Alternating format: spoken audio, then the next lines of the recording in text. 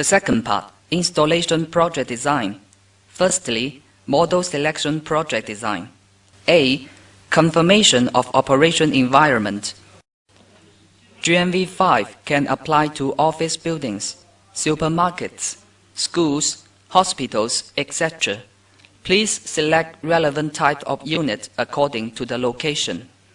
For some special sites with much dust and strong electromagnetic interference, sufficient evaluation and related measures shall be taken, such as adding filters and isolating power supply. B. Confirmation of operation requirements. Please take sufficient communication with end users at the beginning of designing. Clearly understand users' operation demands, for example, indoor ambient temperature requirement, concrete object of using the unit, central control.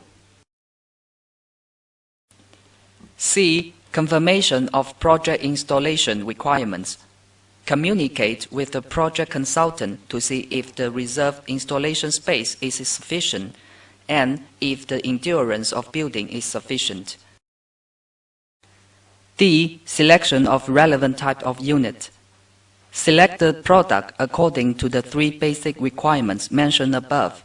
If the existing product cannot meet the requirement, please discuss with your Gree sales manager to work out a solution.